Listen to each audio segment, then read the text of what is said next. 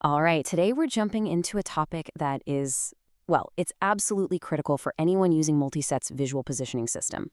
We're talking about how to create the perfect 3D scan. And trust me, getting this right isn't just some setup step. It's the very foundation for building those incredible, high-precision spatial experiences you're after. So, we've all heard the promise of multiset, right? That incredible, reliable, sub 5 centimeter accuracy that can power everything from indoor navigation to industrial AR. But how do you actually get there? What's the secret sauce that makes it all work so well? And honestly, it's way simpler than you might think. The single biggest factor that determines your success is the quality of the scan you create. A great scan means you get fast, stable, and pinpoint accurate positioning.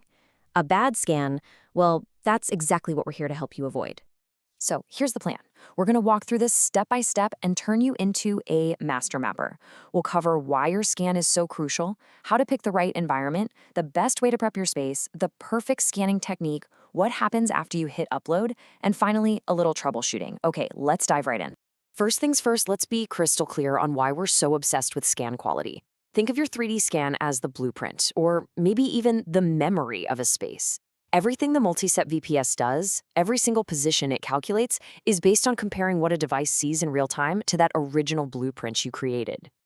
And this really gets to the heart of it. Basically, if the system's memory of the space is sharp, detailed, and accurate, it knows exactly where it is in an instant. If that memory is fuzzy, incomplete, or distorted, well, it gets lost. It's really that simple. A great scan is your ticket to faster localization and rock-solid stability. All right, so let's get our hands dirty. Before you even pull out your phone or scanner, the very first step is to just look at the space itself. The system, it has its preferences. It likes certain types of environments, and it kind of struggles with others. Understanding this difference is key to setting yourself up for success right from the get-go. The big idea here is what we call visual features. A feature-rich environment is just loaded with unique details, different textures, and objects that act like landmarks. A feature-poor one, it's monotonous, it's repetitive. It's kind of like trying to find your way around a city with tons of unique buildings versus a suburb where every single house looks exactly the same. You'd get lost, right? Well, so would the system. Now, what's really interesting about this slide is how it breaks it all down. For feature richness, think of a cool museum exhibit with all sorts of unique displays versus, a long, boring white corridor. Easy choice. Or stability, a factory floor where all the machinery is bolted down. Perfect. A busy coffee shop with people constantly moving around? That's a real challenge. Lighting is huge, too. Consistent, diffuse light is great. Harsh sunlight that creates deep, dark shadows is not. And finally, surfaces. Matte is good. Glossy and glass are practically invisible to the scanner. So to put it simply, there are a few types of spaces you really want to try and avoid if you can. Dynamic spaces with lots of people walking around just create a lot of noise in the scan. Featureless rooms, like those empty hallways we mentioned, just don't offer enough unique landmarks for the system to grab onto. And outdoor areas are tough because the light and weather are always changing. Now, if you absolutely have to scan outside, here's a pro tip. Do it on a cloudy, overcast day. That'll give you the most consistent light possible. Okay, so you've picked a good spot. Now comes the prep work. And trust me, spending just 5 minutes on this part can save you hours of frustration and rescanning later. Think of this as your pre-flight checklist for a perfect map. This checklist is simple, but it is so powerful. First up, just tidy up. Get rid of any boxes, carts, or temporary stuff you don't want permanently baked into your map. Second, control the light. Turn on all the lights in the room and close the blinds to block any harsh sun. Third, pop open any internal doors so you can move smoothly from one area to another. Number 4, and this one's a big one, cover up reflective surfaces. The LiDAR sensor can't really see glass or mirrors, so just taping some matte paper over them makes a world of difference. And finally, get everyone out of the space. People just create motion blur and weird artifacts in the final map. Okay, the space is prepped, you're ready to go. Now for the main event, the actual scan. How you physically move your device is just as important as everything we've talked about so far.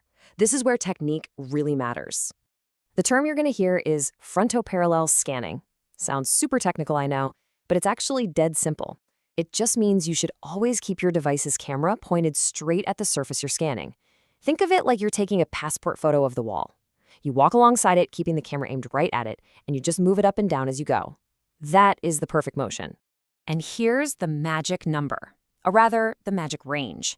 You want to stay between about 0.5 meter and 2 meters away from any surface.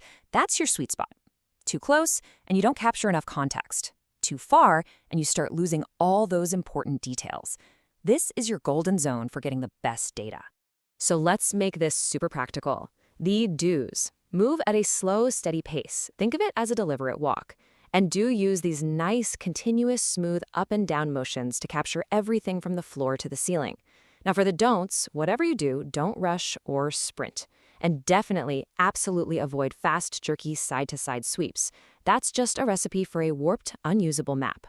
So you've done it. You've completed your perfect scan, you moved like a pro, and you've hit that finish button.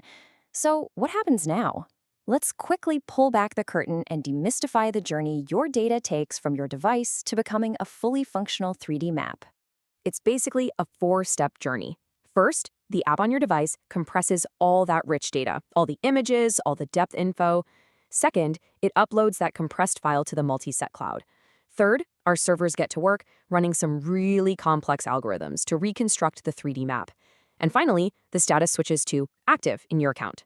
The second you see that word active, your map is live and ready for localization. Now, even with the best prep in the world, you might occasionally run into issues where localization isn't as crisp as you'd like. So let's build a little safety net by looking at the most common problems and, more importantly, how to fix them quickly. And the great thing is, these are all problems you can actually solve. For example, if your app works during the day but fails at night, it's almost certainly because the lighting doesn't match your original scan. The fix? Match the lighting. If you've rearranged all the furniture, well, the map is out of date. You just need a quick rescan. For those featureless hallways, you can add some distinctive art or signs. And for really large spaces, you can use our Location Prior API to give the system a little hint about where to start looking. And that's it. From choosing the right space to mastering the perfect scanning motion, you now have the complete playbook for creating high-quality, high-accuracy maps. You're not just capturing a space anymore. You're building the foundation for a seamless spatial experience. Now you're ready to get out there and map your world.